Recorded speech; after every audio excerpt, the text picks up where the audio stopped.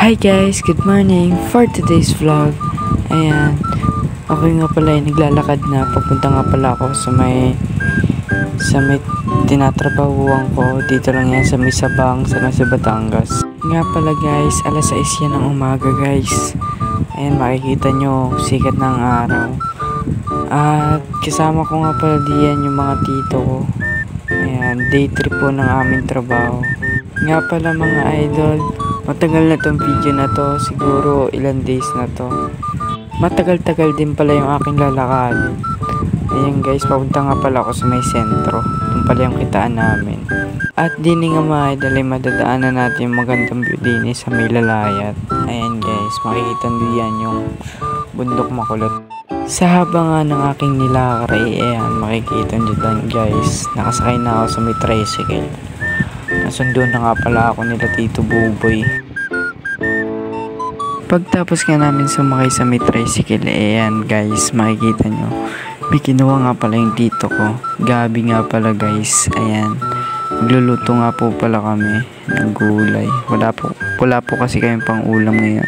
Habang nga kami nakuha ng gulay, yung isang tito ko ay nagawa na dun sa may ibaba sa aming hinuhukayan. Pagtapos nga namin kumuha ng gabi, ayan guys, kukuha naman kami ng malunggay. Huwag kayong mag-alala mga idol, ayan, nagpaalam nga pala kami sa may-ari ng mga gulay na yan na makikingi. By the way guys, ako nga pala yung nagka-camera diyan. Ayan, gusto na daw kasi makita sa camera, gusto na daw sumama sa vlog, kaya ayan, sinama ko na guys. Pagkakuha nga namin ng malunggay guys, ayan, makikita nyo, nagbabalat na yung tito ko. Sinasabi ko sa inyo guys, gusto niya kasi makita sa video, kaya siya muna. Ang binabalatan nga pala ng tito ko guys is yung gabi na kinuha namin kaganina guys. Yung nakita nyo kaganina sa video nyo nasa una. Pagtapos magbalat ng tito ko ng gabi is, ayan guys, makikita nyo, nakuha kami ng ng manggang kalabaw guys. Ayan, siya muna for today's video. Ako na muna guys yung cameraman. Ayan, siya muna yung vloggers. Gagawin nyo namin dito sa mangga na to guys is kakainin guys kahit alas 8 pa lang na umaga. Gutom na kasi yung tito ko. Habang ang iniintay ko maluto yung gulay is, ayan guys, makikita nyo, napakaganda dito.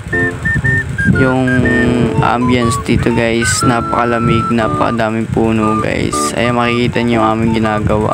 Ayan, yung ginagawa nga pala namin diyan guys is tapunan ng tayo ng baboy. Habang nga iniintay ko yung gulay, ayan guys, nakita nyo, napakalalim na ng aming ginagawan. Ayan, makikita nyo dyan guys yung mga tito ko, dalawang tito. Sipag at tiyaga lang talaga guys para magkapera. Ayan, sipag at tiyaga lang talaga mga idol. At dini nga mga idol, ayan, nakabili na ako ng Lucky Me. Ayan, hindi ko na nabidyoan.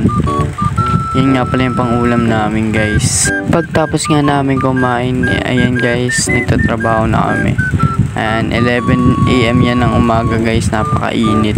Pagkabukas-bukas nga mga idol, ayan, punta nga pala akong Manila. Ayan, meron nga pala kaming temple trip sa aming simbahan. Ayan, nasa Manila na nga pala ako. Ayan, malalaki yung mga building.